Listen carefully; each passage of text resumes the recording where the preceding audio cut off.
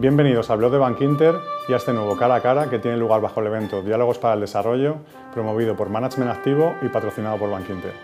En esta ocasión tenemos el inmenso honor de contar nuevamente con dos primeros espadas de la economía y del mundo empresarial en España. José Carlos Díez, bienvenido, segundo cara a cara, y Manuel Pimentel, bienvenido, Muchas primer gracias cara a cara. Gracias a los dos por venir.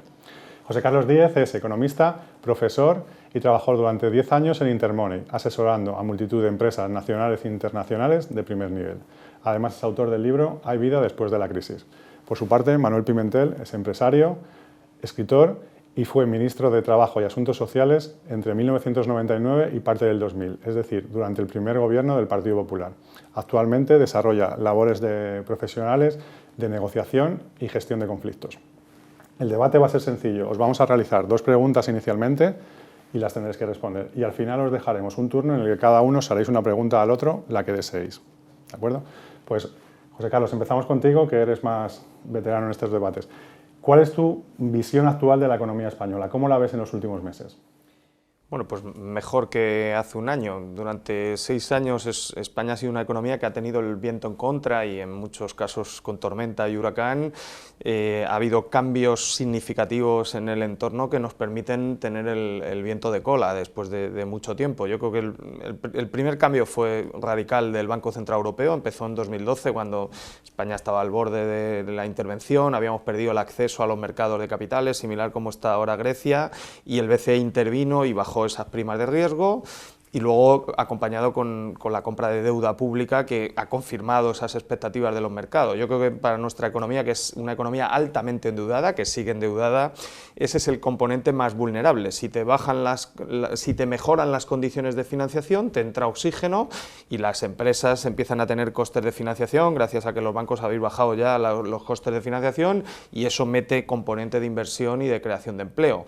Eso ha acompañado una depreciación del euro para nuestro sector exportador, es muy importante, para nuestro sector turístico que compite con el Caribe, por ejemplo, es muy importante, y eso acompaña fuertemente toda la actividad. Estamos viendo una mejora del sector industrial, la industria ha empezado a crear empleo otra vez, por primera vez después de 6 años, yo creo que es lo más destacable del último año. Y 3, esto era inesperado, porque bueno, yo llevaba mucho tiempo pidiendo un cambio del BCE, ha habido un cambio también en la política fiscal en Europa, ¿no? Se ha relajado las exigencias de ajuste fiscal, yo creo que eso también era pedido, y hay otro invitado que es la bajada del petróleo, nadie la esperaba, pero para una economía altamente dependiente e importadora de crudo, pues lo que hace es bajar dinero de tus importaciones y esa renta se gasta dentro, y eso es lo que está viendo, que el consumo y la inversión se están reactivando. Manuel, ¿cómo lo ves tú? Sí, básicamente el viento se ha puesto a favor y eso es muy importante, pero quien le gusta navegar, ¿verdad? Pues sabe que el viento es una cosa, pero aparte está el capitán, el rumbo que se toma, y yo creo, el viento sopla a favor, y coincido con el análisis, tipo euro más barato, petróleo más barato, inyección de liquidez por el Banco Central Europeo, en fin, todo eso ayuda mucho, ¿no? Y hay una componente, podemos decir, fuera de nosotros y por tanto coyuntural en principio, ¿no? Pero también no cabe duda que se han hecho algunas reformas y que en algún caso pues, han funcionado, por ejemplo la reforma laboral y otras, y también yo creo que se ha logrado dar confianza. España es un país ahora mismo en el que se confía, ¿no? Es decir, ¿por qué? Porque hay una cierta estabilidad, porque se han ido abordando estas reformas, y yo creo que la suma de la acción, en fin, de la tropa, de la marinería, del capitán, del barco, más un viento a favor, hace que el crecimiento en estos momentos sea muy importante. Estamos hablando de un crecimiento, previsión del crecimiento en torno a un 3%, pero creación de empleo en torno a un 3%. Hace 2 años las previsiones del gobierno, de este gobierno, era crecer, creo recordar, un 0,9 este año 2015 y el empleo un 0,3, y vamos a crecer un 3 y un 3, es decir, que la suma de lo bien hecho más el viento a favor creo que está dando un buen resultado. Muy bien. Ambos habéis tocado un tema que es el BCE. Yo creo que es importante analizar este tema y centrarnos un momentito. ¿Qué pensáis, José Carlos, Manuel, que puede ocurrir? Porque es un tema que se debate mucho, ¿no? Ahora mismo está inyectando el BCE una cantidad de liquidez importante, pero ¿qué puede pasar cuando esa liquidez deje de llegar al sistema? ¿Qué pensáis que puede pasar cuando eso ocurra? La verdad que es una buena pregunta porque, o por lo menos de mi modesto punto de vista, es una situación muy inédita, ¿no?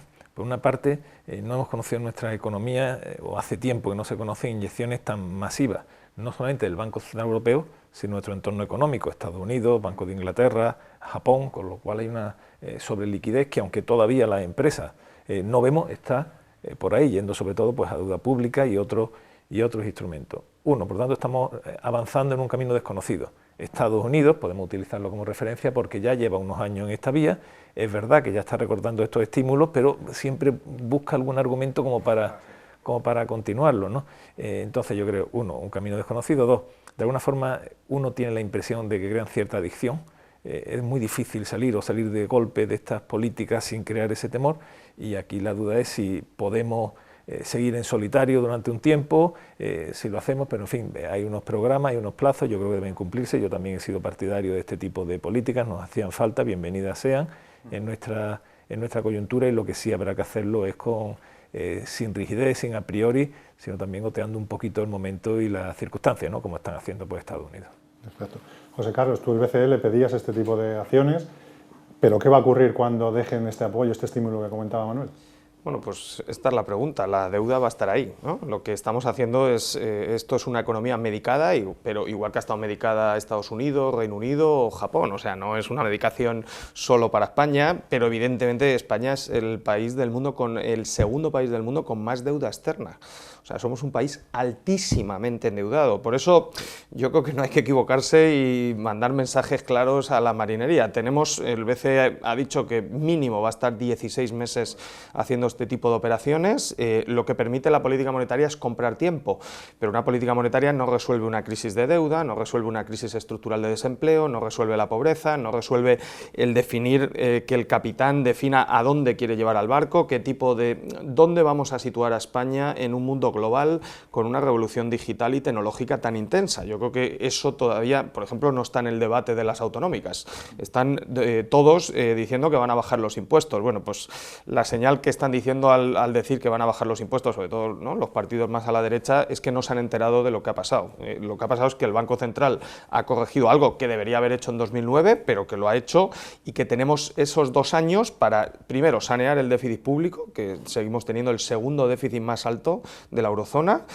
Segundo, sobre ese déficit público hay que hacer una política decidida para saber a dónde situar a España en ese mundo global. Si vamos a salir compitiendo con crecimientos del empleo igual que el PIB y con la productividad estancada, pues los salarios seguirán estancados durante mucho tiempo y no se podrán pagar las pensiones. La Seguridad Social tiene un agujero de 23.000 millones que hay que corregir. Entonces hay que crear más empleo y mejor empleo con mejores salarios. Voy a dar solo el dato y el señor Pimentel lo conoce mejor, ha sido ministro. Los ingresos de la Seguridad Social el año pasado crecieron 0,7 y este año están creciendo un 2. Bueno, con eso no corregimos nuestros problemas estructurales. Entonces yo creo que hay que dar la bienvenida a las políticas del BCE y hay que aprovechar ese tiempo urgentemente. Estamos en Coruña, como dice Amancio Ortega, el tiempo es la variable más determinante del ser humano y del mundo empresarial, y también tiene que ser de los gobiernos. Muy bien, pues pasamos a ese turno que decíamos antes, en el que os podéis realizar cada uno la pregunta que deseéis, y si quieres empezamos contigo, José Carlos. ¿Qué querríais saber que nos contestara Manuel? Bueno, yo aprovechando que tenemos aquí a Manuel, un hombre al que admiro, no solo en su época política, ahora de conocerle más cerca le admiro mucho más. ¿Cómo ves desde tu experiencia y ahora muy cerca del mundo empresarial, Manuel, el mercado de trabajo? Y yo creo que una gran preocupación de los ciudadanos, que es la precariedad, los salarios que estamos viendo, ¿no?, y cómo podríamos corregir eso combinando el mundo óptimo ideal, ¿no?, que es crear empleo y mejorar las condiciones laborales. La verdad, este año se está creando empleo, como hemos visto, pero también es verdad que se crea empleo con salarios más bajos, con alta precariedad todavía, y por tanto se está haciendo lo primero. Ahí hay un primer análisis. Antes nos preocupábamos del sustantivo, del empleo, no había empleo, se destruía empleo, y ahora nos preocupamos del adjetivo, empleo precario, empleo con baja remuneración, porque se empieza a crear empleo, ¿no? Por tanto, estábamos en la UBI y ahora estamos en la sala, graves, pero no muy graves. Segunda reflexión. Yo creo que en España se puede crear todavía mucho empleo, hay que crear mucho empleo, hay que crearlo vinculado a productividad. Ahí tiene que haber una mejora de salario razonable, pero yo creo que España no puede seguir siendo un país de salarios baratos, tiene que ser un país de salarios productivos. Sí es verdad que tendrán que subir de forma moderada, vinculado a productividad y de alguna forma incorporando la flexibilidad del norte y centro de Europa, que nos vendría francamente bien. ¿Qué otras cuestiones tenemos que hacer? Hombre, yo creo que la reforma laboral, algunas personas no coinciden, otros no, yo creo que ha aportado, ¿no? Hay mucho que explorar todavía en esa vía, puede que haya que hacer un retoque. Me inquieta que en algunos programas ahora pues, se hable directamente de derogación de la reforma laboral, lo cual introduciría de nuevo inseguridad. Prefiero que haya evolución en esta materia. Probablemente, decías antes, en eso sí coincido, estamos saliendo de la recesión, pero todavía estamos en crisis, ¿no? Con 4 millones de parados, ¿de qué hablamos, no? Mientras no haya mucho más empleo, no podremos hacer nada. En cuanto a la seguridad social, es verdad que estamos en déficit, van a mejorar ligeramente las cuentas. Hemos tirado del fondo de reserva, y modestamente el fondo de reserva se creó bajo nuestro mandato. No pasa nada porque unos años se tire el fondo de reserva, si a medio plazo equilibramos. Hay riesgo de equilibrio, porque las cotizaciones no deben subir, son las segundas más altas de Europa y por tanto tenemos que mejorar ese equilibrio con más empleo, no subiendo las cotizaciones unitarias porque sería delicado. En fin, estamos en una recesión, nos queda mucho por trabajar en la crisis, sin duda ninguna el empleo va a ser lo más destacado, ¿no? Muy bien. Manuel, tu turno de preguntar. Yo no me puedo resistir estando contigo, brillante economista, al que seguimos mucho y ha sido una referencia. Estos años hemos hablado del Banco Central Europeo, pero bueno, la Reserva Federal y Estados Unidos fue pionero en esta línea y ha hecho un poquito, ha marcado el camino, ¿no? En teoría nos dijeron que se iba a retirar, se han buscado se ha ido retirando, distintas prolongaciones, nacen dudas.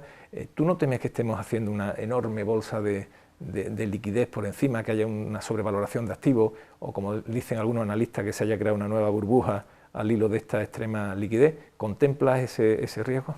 Sí, bueno, una o varias burbujas, ¿no? Hemos visto pinchar la burbuja de las materias primas, que estaba muy vinculado a esto que dices, ahora estamos viendo mucha tensión en los mercados de bonos y está todo vinculado. Son efectos colaterales a la medicación, es una medicación muy fuerte, es una quimioterapia monetaria desconocida en la historia de la humanidad, estamos haciendo un experimento que no se había hecho nunca y están midiendo. Yo tengo mucha confianza en la Reserva Federal, básicamente porque se la han ganado, llevan 6 años manejando la nave con mucho criterio, siempre con muy buena transparencia, contando sus políticas y manteniendo la confianza de los inversores, de los ciudadanos estadounidenses. El dólar sigue siendo la moneda de referencia y lo que pase en los tipos de interés allí va a condicionar lo que pase en los tipos de interés en Europa y en España, por lo tanto hay que seguirlo. Mi intuición, yo creo que han salido datos de empleo, de PIB bastante preocupantes en Estados Unidos, no de recesión, pero sí vemos un frenazo importante de la actividad, la apreciación del dólar ha puesto en cuestión sus exportaciones, vuelve a ser